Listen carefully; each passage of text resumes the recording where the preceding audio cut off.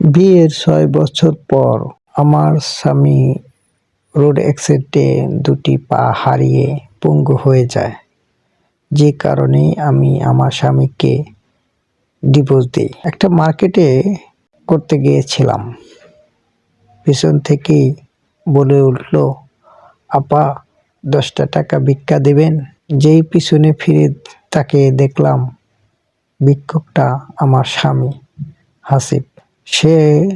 তাকে দেখে আমি তাকে জিজ্ঞাসা করলাম, তোমার তো বাবা মা আছে, সবই আছে, দুটো পা হারিয়ে ফেলেছ, তো কেন ভিক্ষা করতেছ? তখন হাসিব আমাকে বলল, যে কারণে তুমি আমাকে ছেড়ে চলে গেছ, ঠিক একই কারণে তারাও আমাকে বাসা থেকে বের করে দিয়েছে। আমার তো দুটো পা নেই, আমাকে কেউ আগের মতো ভালোবাসে না। তখন নিজেকে আমি বড্ড অপরাধী মনে করলাম।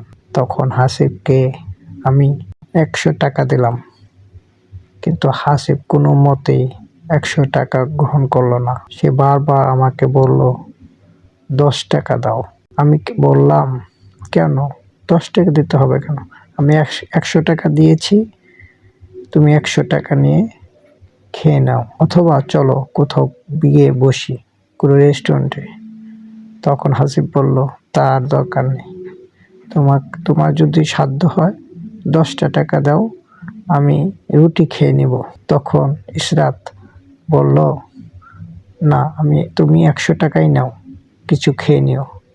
তখন সে জোরপূর্বকভাবে বলল, না, তাহলে তোমার টাকা দেওয়ারই দরকার নেই। তারপর ইশরাত ওখান থেকে কিছু দূর যাওয়ার পরে ভাবলো, যাক, তাকে 10টা টাকাই দিয়ে আসে। আর ভাবলো, একদিন কোনো একটা ঈদের সময় মার্কেটে 6,000 টাকা নিয়ে হাসিব আর ইশরাত মার্কেট করতে গিয়েছিল। তখন একটা শাড়ি পছন্দ হয়েছিল ইশরাতে, সেই শাড়ির দামটাই ছিল 6,000 টাকা। সেই শাড়িটাই কিনে দিয়েছিল 6,000 টাকা হাসিব, আর কোনো কিছু হাসিবের জন্য কিছু কিনে নাই। তখন ইশরাত বলেছিল, সব টাকাই তো এখানে শেষ করে দিলে, তাহলে তুমি কি নেবে? তখন হাসিব বলেছিল, তুমি তো আমার সব, তুমি সুখে থাকলেই তো আমি সুখী। আর আজ হাসিবের দুইটা পা নেই, নিজেকে বড্ড অসহায় মনে হচ্ছে, অপরাধী মনে হচ্ছে। সেখানেও তো আমি সুখী নাই, যেখানে বিয়ে হয়েছে নতুন।